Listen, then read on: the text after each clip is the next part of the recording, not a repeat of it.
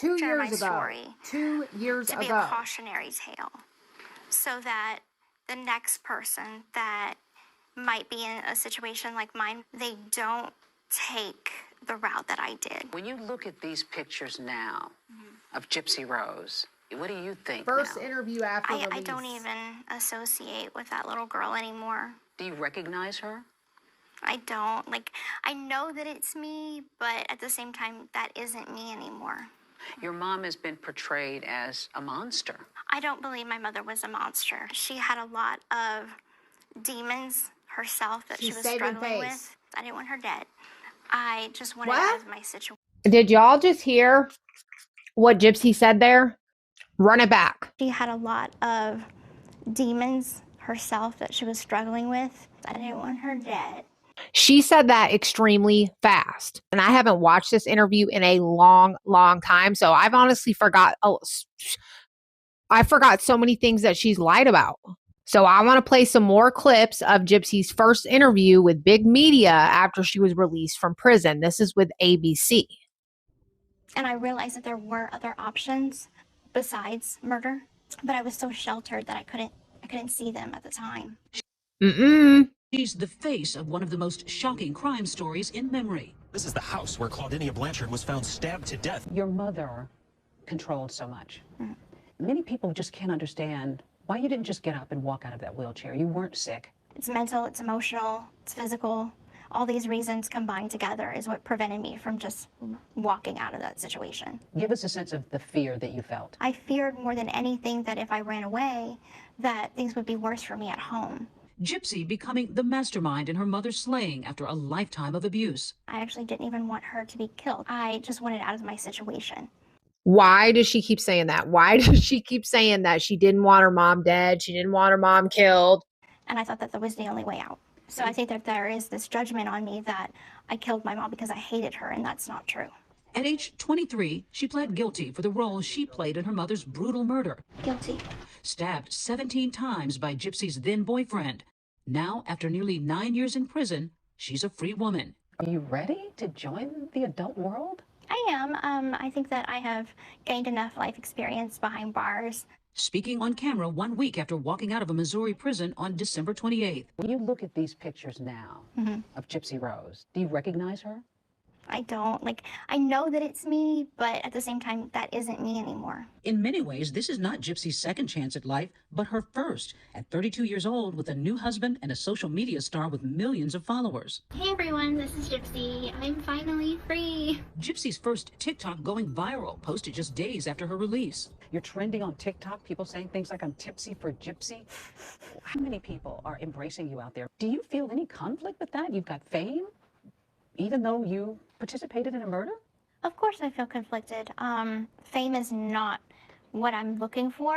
I always said I think I'm infamous, and then I came out famous, but that's not what I want. I want to be an influence for change. Oh yeah, Gypsy, is that what you're doing? Influencing change in your motherfucking pocket. I share my story to be a cautionary tale, so that the next person that might be in a situation like mine where they are in an abusive relationship or they are feeling trapped, they don't take the route that I did. Oh my God. By the time she was 8 years old, life for Gypsy was nonstop pills and procedures. She was confined to a wheelchair. Where are you going today? I'm going to Children's Mercy Hospital to see my dentist. For my teeth. See, there goes that narrative again. ABC should have at least said allegedly or according to Gypsy. My mother told me and told the doctors that I had everything from leukemia to muscular dystrophy. Paralysis from the neck down was one of actually in the medical records. And the doctors see me moving my arms, so how could I be paralyzed from the neck down? Were you ever tempted in any of these medical tests to say, I can move my arms, I can walk? Of course, but my mother was always in the room with me. She never left my side, not once. Okay, Gypsy, I have a question. Since you shook your head so cockily, stating that your mom never left your side, when did you find the time to be able to record all these videos that Into the Weeds has on their video tab? They just keep going and going and going. And I never saw Dee Dee in any of them. Hell, I never even heard Dee Dee. Gypsy forced to undergo numerous procedures, including eye surgeries, a feeding tube, the removal of her salivary glands. All procedures that they just mentioned were medically necessary. Feeding tube saved her life, and that is my opinion, and I will stand on that. What is your health situation now? How were you permanently affected by all that you went through? I did see a doctor in prison, and I'm completely healthy. Like, I have no health problems whatsoever. There's another one. So if you have no health conditions whatsoever, then how did Dee Dee Blanchard harm you? Especially in regards to Munchausen by proxy. We have breaking news. The body of 48-year-old Claudinia Blanchard has been found inside her home in Springfield. On June 14, 2015, police find Dee Dee Blanchard stabbed to death in her Missouri home. Authorities discover Gypsy plotted with a boyfriend she met online, Nicholas Godejohn, to kill her mother. Your mom's dead. Wait, Yes, what? she's deceased. All right. Now, what I want to ask you: did you have involvement in this? No.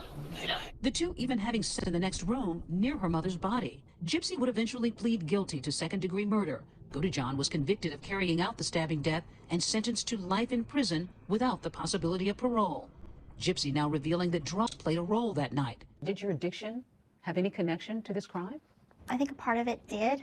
And then Gypsy starts talking about this alleged drug addiction that I believe she's always made up. To stay numb, to not feel emotion. Then the interviewer asked her if she was under the influence when she made the decision to kill her mom. Yes, I was. I was actually arrested with the pain medication in my bag. And do you blame that for your decision? No. I don't blame anything. I don't make excuses. There's no excuse for committing murder. Did you hear that, kids? Gypsy Blanchard just said there is no excuse for committing murder. Now, do I really know if she absolutely feels that way? But I definitely support that message. Your former boyfriend, Nick Godejohn, is serving a life sentence. Mm-hmm. Is it fair that he is incarcerated for life for killing your mom and you're out? Well, I'm sure that we both have a lot of regrets. All I can really say is that I did my time. He's doing his time for his part.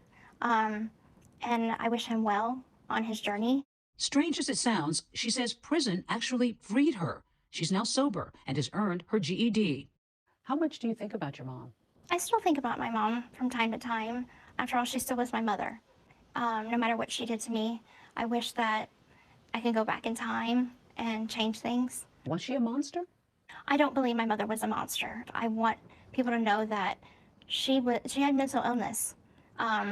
She had a lot of demons herself that she was struggling with. She was just a very sick woman. Prison brought another unexpected change to Gypsy's life. You got a lot of letters from a lot of people. I started getting a lot of support letters. One of those letters from her now husband, Ryan Anderson, a middle school special education teacher from Louisiana. He just said, I would like to get to know you and I support you, and here's a little bit about myself. He sounded like a total sweetheart. And I'm like, I'm gonna write this guy back. The couple married in 2022 while Gypsy was locked up. Ryan there to pick her up the day she was released. But you're really together physically for the first time. Yes. We call it newly together wins. What are your plans? Do you want to have children? We've talked about starting a family. We just don't know when at this point. We're just trying to focus on our marriage and establishing a good marriage before we put kids into it. Did you get your happy ending? I think he did.